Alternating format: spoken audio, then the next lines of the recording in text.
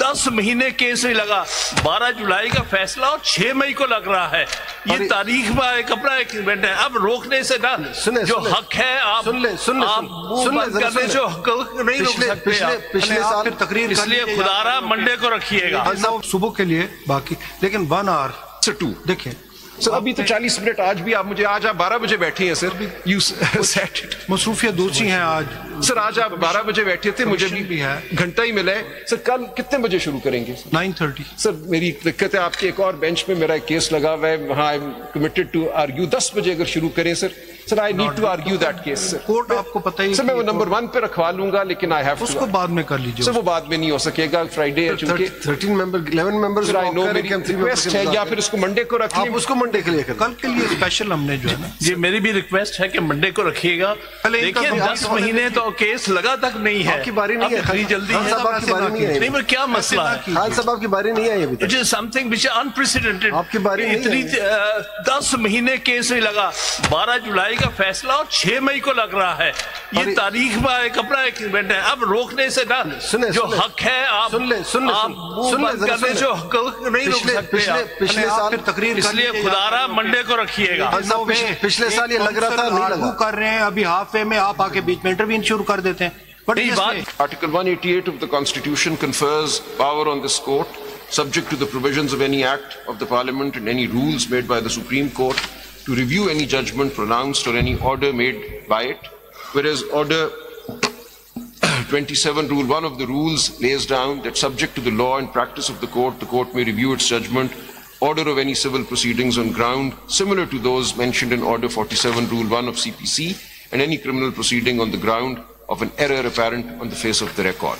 It may be observed that Order 47, Rule 1 of CPC gives a right to a party to apply for review if he is aggrieved by the orders or decrees or decisions mentioned in subclauses A, B, C of Rule 1 on the 3 grounds, namely discovery of new and important matter or evidence which after the exercise of due diligence was not within his knowledge or could not be produced by him at the time when the decree was passed, or order made or on account of some mistake or error apparent on the face of the record or for any other sufficient reason.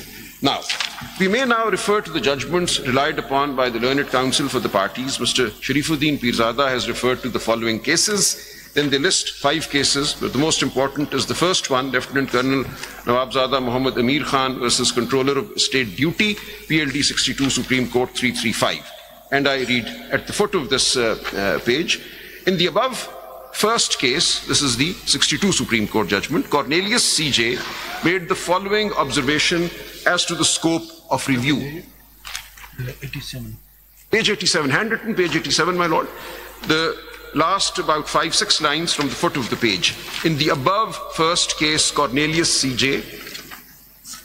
made the following observation as to the scope of review. So this is referring to the 62 judgment, 62. PLD 62 Supreme Court. For the present purpose. G. For the present purpose, the emphasis should, in my opinion, be laid upon the consideration that for the doing of complete justice, the Supreme Court is vested with full power, and I can see no reason why the exercise of that full power should be applicable only in respect of a matter coming up before the Supreme Court in the form of a decision by a high court or some subordinate court.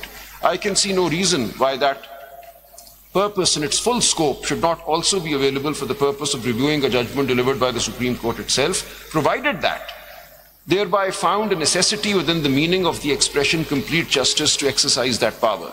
It must, of course, be borne in mind that by assumption, every judgment pronounced by the court is a considered and solemn decision on all points arising out of the case. And further, that every reason compels towards the grant of finality in favor of such judgments delivered by a court which sits at the apex of the judicial system.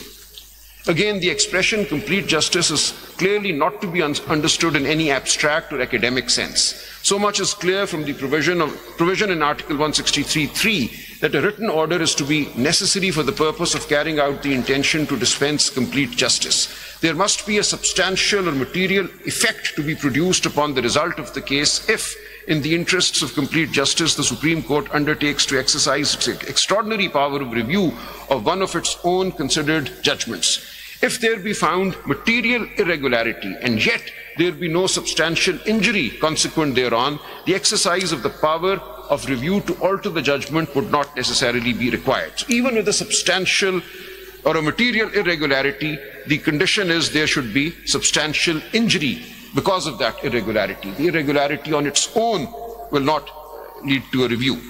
The irregularity must be of such a nature as converts the process from being one in aid of justice to a process that brings about injustice.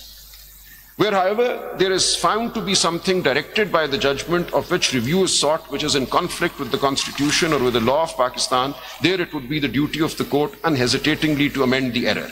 It is a duty which is enjoined upon every judge of the court by the solemn oath which he takes when he enters upon his duties, viz. To preserve, protect and defend the Constitution and law of Pakistan. In the above report, Kekaus J, who rendered his separate opinion, made the following observations. To permit a review on the ground of incorrectness would amount to granting the court the jurisdiction to hear appeals against its own judgments, or perhaps a jurisdiction to one bench of the court to hear appeals against other benches. And that surely is not the scope of review jurisdiction. No mistake in a considered conclusion, whatever the extent of that mistake, can be a ground for the exercise of review jurisdiction. On a proper consideration, it will be found that the principles underlying the limitations mentioned in Order 47, Rule 1 CPC are implicit in the nature of review jurisdiction. While I would prefer not to accept those limitations as if they placed any technical obstruction in the exercise of the review jurisdiction of this court, I would accept that they embody the principles on which this court would act in the exercise of such jurisdiction. It is not because a conclusion is wrong, but because something obvious has been overlooked. Now, this is the other main ground for review. There should be injury caused and something was overlooked. Some important aspect of the matter has not been considered, that a review petition will lie. It is a remedy to be used only in exceptional circumstances. Now, I pause here. This lays down, I would submit, any exceptional circumstances has been clarified. Yes, what are the otherwise exceptional circumstances? Where material injury has been caused, injustice has been caused, that is what the circumstances are. Somebody has to come and claim that I have been subjected to injustice because of this judgment and because of this error in this judgment. So error, you mean to say injustice was caused to you, which was rectified by the judge? Now, what is the situation here? The intent, absolutely, sir, absolutely. The intent of the Constitution, clearly, all 13 of your lordships accepted this, is to create a parliament which is representative of the will of the people. That is the supreme value that our Constitution embodies. But in this case, the review applications were allowed. Yes, fine. Reading the judgment. That is fine. But the principles have been laid down. Because there was some law that was completely missed out on. They had not looked at some provision of the law at all. Yes, which is not considered, and not in considered. fact the... Yeah. So यहाँ पे तो ऐसा नहीं है.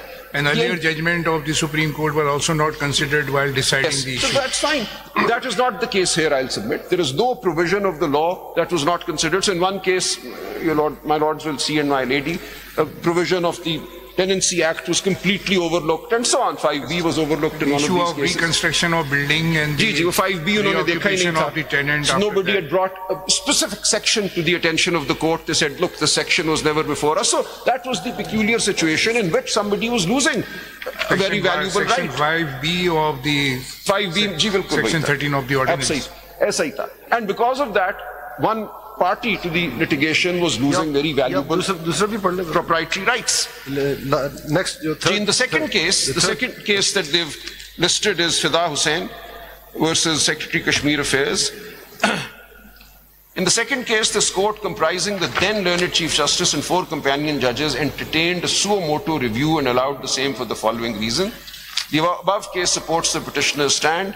Another aspect which escaped notice of this court in the judgment under review is that some of the civil servants, employees placed in the same position as the petitioner had been considered for promotion to BPS 17 and in fact were promoted, whereas the petitioner was denied the above benefit which amounted to violation. So we don't need to go there. I think third one is more relevant. Sir, इन्होंने principle lay down कर. Third is more relevant. So अब third पढ़ लेती हैं. The principle Hussain जो है वो तो सो मोटो एक्सरसाइज ऑफ पावर था. रिव्यू जो हुआ था सो मोटो हुआ. Quite so, sir.